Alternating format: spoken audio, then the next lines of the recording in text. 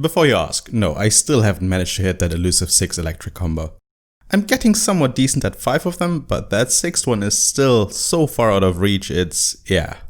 In terms of viable combos though, this one isn't exactly something you or I should start out with really.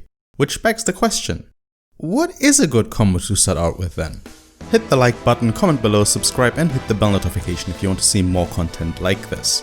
If you end up not liking the video, feel free to hit dislike, I honestly don't mind as it's still feedback. So, where do you start?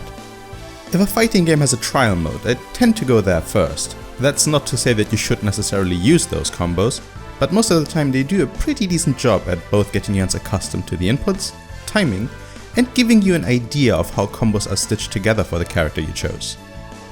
Trial mode combos can be brutally hard or very easy. Really depends on how much effort was put into this mode during development. Street Fighter 4 could be outright evil at times, especially when I think about Dark Sims trials. Street Fighter 5s are very tame in comparison. Then you have games like Granblue Vs and wonder why that mode even exists.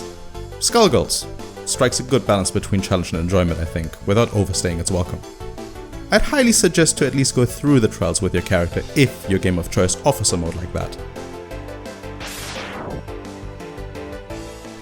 Break the combo down into its most basic components.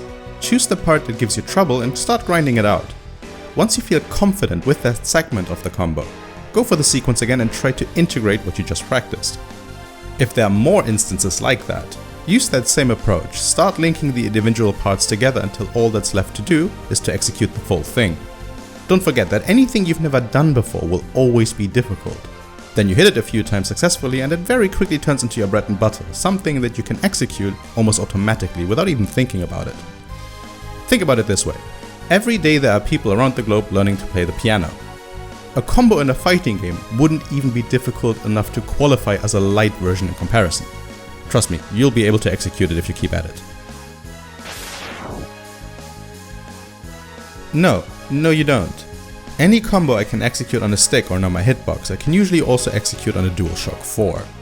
Most games have so many shortcuts these days that it really isn't necessary to invest into a peripheral that you aren't used to. If you are a pad player and you like playing on pad, why would you invest into an expensive peripheral?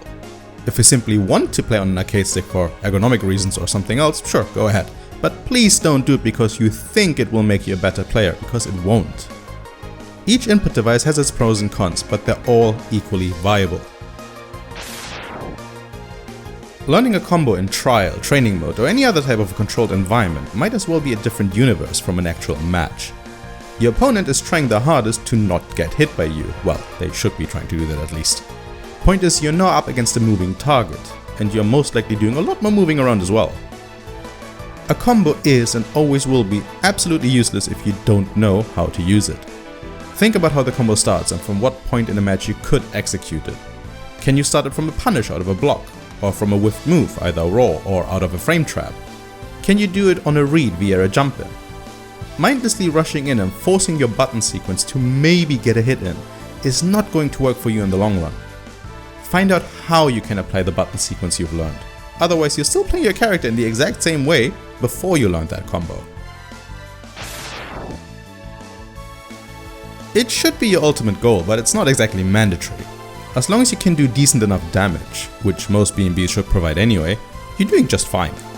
Being effective, stylish and difficult to execute aren't necessarily the same thing. Everything can be made more complicated, but usually, especially when you take damage scaling in most games into account, it tends to be in your best interest to keep things simple. It's trial and error really. You need to figure out which moves can be chained, linked or cancelled into another. Which would have been the answer 20 years ago. Today, just go on YouTube and type out the name of your character of choice and add combos to the query. Take your pick from the combo buffet and start practicing it.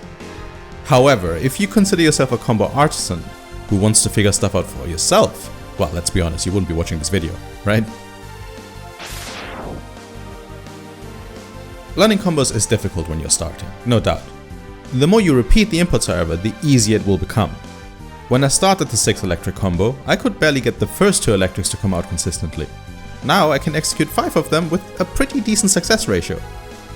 Zeta's triple sweep combo is another one that took quite a bit of practice to come out consistently. Karin's just frame Tenko into Orochi, again, I just practiced it until it became second nature. I'm absolutely not gifted in the execution department, so if I can do it, you will definitely be able to do it. It really just depends on how much time you're willing to invest. What's the last combo you've learned? Let me know which character in which game and put it down in the comments below. Don't forget to like and subscribe if you enjoyed this video, and follow me on Twitch and Twitter if you frequent those platforms. The links are, as always, in the description down below. Once again, I thank you for watching this video all the way to the end. My name's Sasa, and I will see you in the next video.